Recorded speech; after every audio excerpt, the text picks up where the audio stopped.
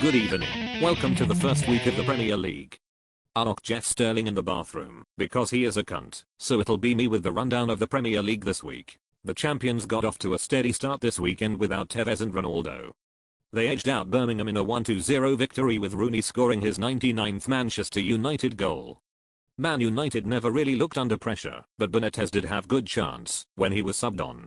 Bad news for Man United fans though is that Ferdinand didn't play as he suffered a suspected calf strain. In training, Nani was subbed off at halftime due to his shoulder after last week's Community Shield game.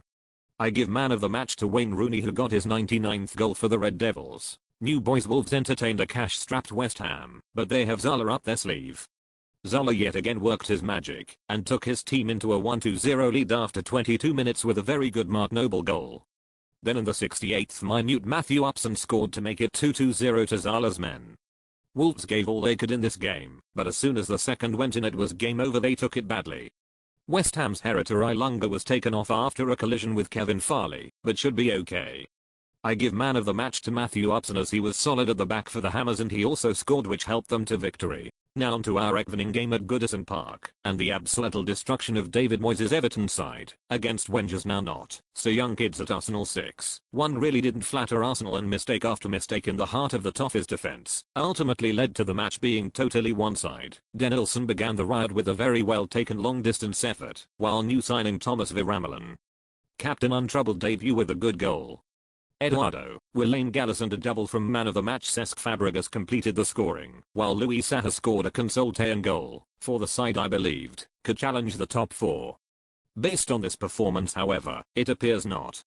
I take nothing away from Arsenal though, it was very impressive display, but it will take much more of the same if they are to challenge seriously for the title. Playoff winners Burnley travelled to the Britannia Stadium with hopes of bagging a point or three, but that didn't happen for the Clarets. Ryan Shawcross opened the scoring for Stoke in the 19th minute, and then a second was added on the 33rd minute when Stephen Jordan scored an own goal with his head from, yes, you might have guessed Rory Delap would be involved with one of his trademark throw-ins. Burnley battled away and tried to get back into the game in the second half, but never really gave Sorensen anything to worry about. It was a good first game for both teams and looks promising for their season ahead, but I still felt Burnley may go down with a lack of Premiership experience in the squad. I give my man of the match to Ryan Shawcross as the defender managed to keep a clean sheet and score a goal. The English Premier League officially kicked off at Stamford Bridge in the lunchtime game between Chelsea and the mighty Hull City. In what many expected to be an easy victory for the Blues in Carlo Ancelotti's first Premier League encounter, this was not to be the case, as it required an injury time strike from talisman Didier Drogba to secure a narrow 2-1 win. Hull in fact took the lead early on, with one of the few new faces at the KC Stadium, Stephen Hunt, scoring a tap-in.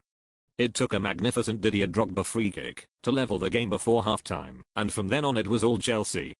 The second half consisted of chance after chance for the home side, and it looked as if the Tigers were going to snatch a point before man of the match Drogba scored a lucky cross-come shot in added time.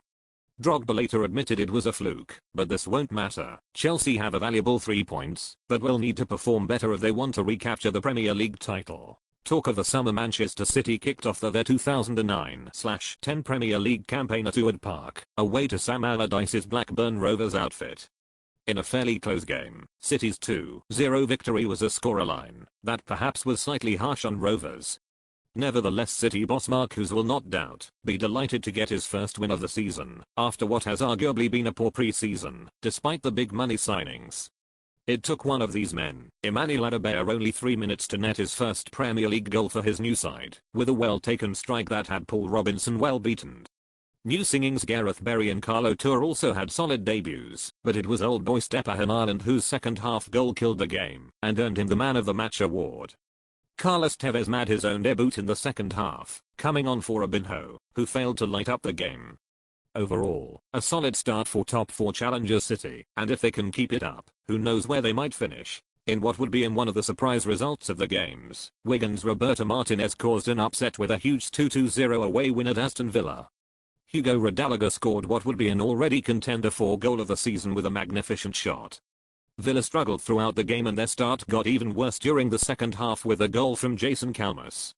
Roberto Martinez's critics were proven wrong from the first game. Can Wigan keep up this bright start and charismatic football? Man of the match goes to Camus for his great display, and kudos must be given to Radallega for what truly was an incredible goal. Despite the lack of big name signings and loss of Catamol, maybe Martinez can do it.